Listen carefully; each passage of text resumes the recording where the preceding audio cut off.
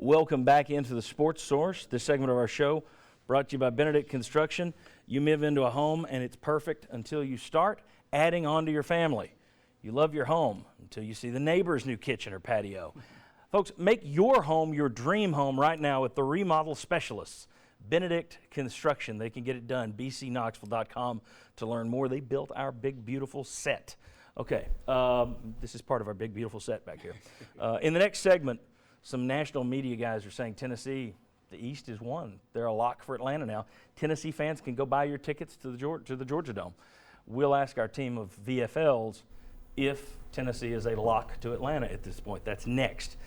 But first, I want to take a look over at the Benedict Construction big board. We got some numbers here I think are interesting. Dobbs rushes. You'll notice 29 in the first half for 103 yards. 36 in the second half. More rushes in the second half than the first half. He's also a little bit more effective. Kamara touches, or Kamara. I've got to learn to say his name. Kamara in the second half. More touches than in the first half, game after game. Dobbs passes. Now, you can make there's an interesting thing to look at here. They've thrown it more in the first half than they have the second half.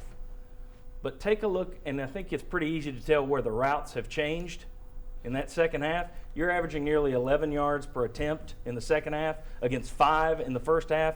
And if you've watched these games, you know that's not a lot of 10-yard passes that somebody's taking 70. They're running vertical routes once they get behind. My question, gentlemen, and we've been saying it since the Appy State game, they have the playbook that's on the wall under glass, and it's like, okay, now that they're behind 10 or 14, go break the glass, and let's give Kamara touches, run Dobbs more, get vertical with our pass game. Why in the heck don't they start with that, Jimmy? I think. Or do you disagree that that's? No, I think there's a lot to that, and sometimes I think they wait until they're 17 down before they break the glass on the playbook. I think that Dobbs needs to be more engaged in the zone read and keeping the football in the first half.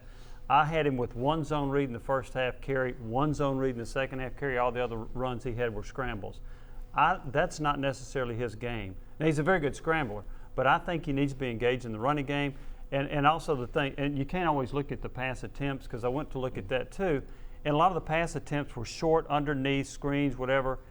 In the second half, they do throw the ball more vertical. I do think there's an issue of more of a sense of urgency when Tennessee gets behind and they attack more. Yeah, and I broke it down first half, second half, because you can find the numbers. If you could look at yesterday's game, just go through the play-by-play, you saw where after they went down 10-0, they started breaking out the playbook. Yeah. So it really changed.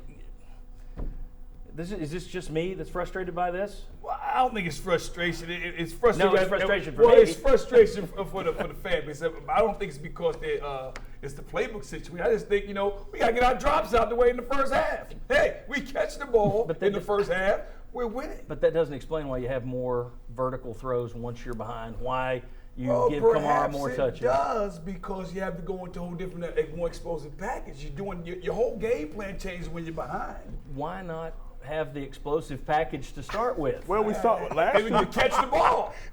Let's catch the ball in the first half. Here's the thing I see. Raincloud, help me. Well, no, here's the thing I see is that, every single game, it's 11 personnel, 2 wides on one side, 1 wide on another side, and you got a tight end. They do no motion.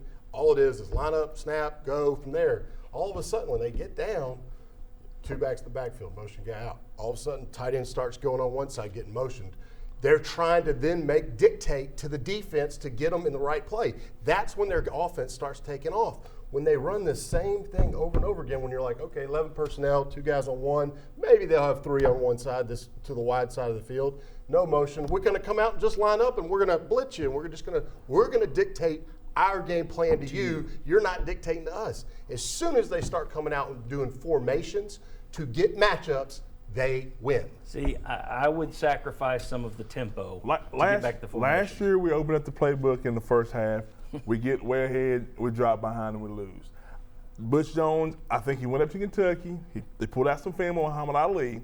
He sits there and he sticks that jab, and once he gets that head rocking, he getting away what he's going to do. He's going to throw the left hook to the temple, and the right hand to the jaw, and it's over. That's what he's doing. That's what he's doing. Apparently so. Hey, you got to look. It's working. You're 5-0. Yeah. You're 5-0, but I think you might have had an easier path to 5-0 if you didn't wait till you fell behind to start opening it up a little bit. I just can't grasp why you would sit there as an offensive coaching staff and say, okay, we're 5 games in, we know what works.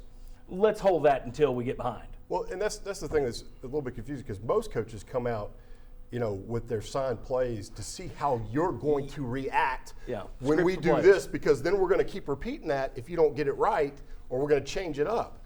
And this group kind of waits and goes, okay, we're going to play our base and see what you do and dictate to us, and then we're going to decide to start doing some things. So I don't understand the mentality just because that's not how most teams would go out and do this. I can understand you guys' rationale, and based on your facts finding, you could be right. But I think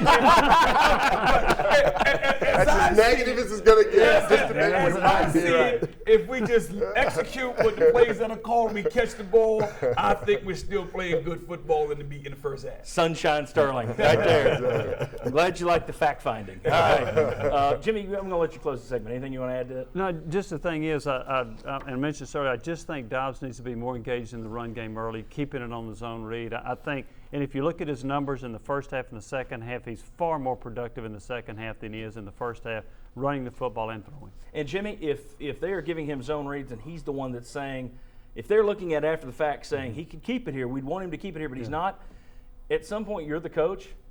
Okay, this is a zone read play, but there's no read to it. It's a keeper. You run it like a zone read, but I don't want to see you give it. You keep it. Especially when I'm trying to get a first down late in the game. I would have him keeping that ball, not 3 handoffs to Camaro in the middle. That's coming up later in this show. That will be a part of this discussion. All right, when we come back, we're going to talk about Tennessee. Are they a lock for Atlanta at this point? We'll see what the players say. Come on back.